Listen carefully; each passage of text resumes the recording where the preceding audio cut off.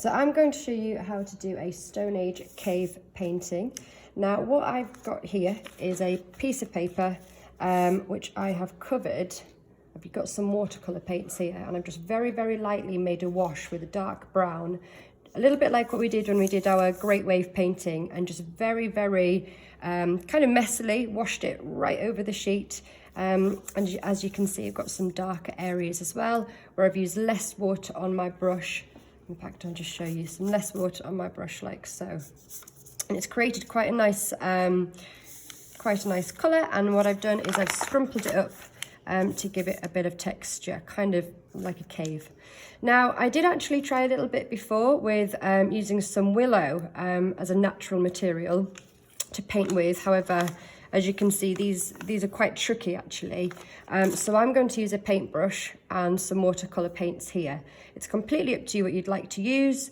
You might want to try some different things, anything that you have access to at home. And the colours that you want to be using are browns, oranges and reds, just so they're very, very natural. Because as you will have seen from the PowerPoint, they made paints by grinding up natural materials like rocks and woods and even bones or charcoal, and then mixing these with water or animal fat to create their paint. So I am going to start by drawing a little person. Now, my style might be quite different to how you want to do yours. You might want to concentrate a little bit more on the shapes, the colours, creating depth and so on, but I'm going to make mine quite simple. Okay, and I'm literally just kind of going, I'm going to do it quite quickly so I don't take up too much of your time. So I'm sure you'll be able to spend much longer than me doing this and make it a lot neater. Now then, I'm making my own symbols here. So as you can see, the first one's quite obvious. We have a person. And this one here I thought could be used as animal tracks. And then here I've got a little river. Could be a river, could be a rainbow. And then here I've got a human track. Now I might do a forest next. Now, for my painting, I'll do a little forest.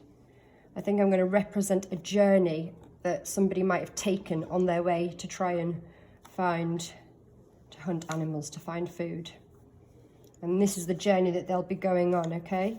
And maybe there'll be a mountain there as well that they cross, maybe a snowy mountain.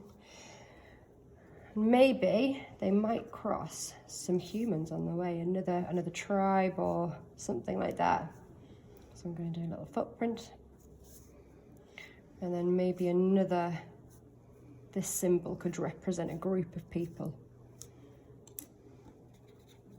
Now it's up to you, maybe these people could have a fight, or maybe these people could lead our person in the right way to find food, to find the animals that they might hunt. Now, you can probably tell what this is. It's an eye, because our person has now found an animal that it would like to hunt. And like I said, you'll be able to do this much neater than me. I think for my animal though, I might try and add a few more colours, give it a little bit more, I'll just make it a bit more detailed and add a little bit more depth to it, a bit darker underneath maybe. I might have some lighter brown in there too. So do remember, if you are doing the same technique as me, just to let your paper completely dry before you start painting on it. Okay, now maybe our person has got his animal and now he's making a fire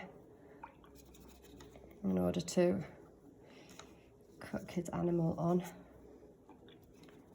And maybe now it's night time so we can see a moon. I've got a little bit too much water on my brush there, as you can see, because I'm rushing it a little bit. And I think my page might be slightly wet. And then I have mentioned this in your CUD task, that you might want to create a symbol that maybe means feelings or emotions. So I'm actually going to make my own, which means happiness, because our little person has followed his journey, he's found his animal, he's been able to make his dinner, and now he feels happy at the end. So like I said, mine is a little bit rushed, so you can decide how you'd like to show yours. It might be a journey like mine, it might be quite simple, it might be a bit more intricate, you might focus a bit more on the details and the colours and so on.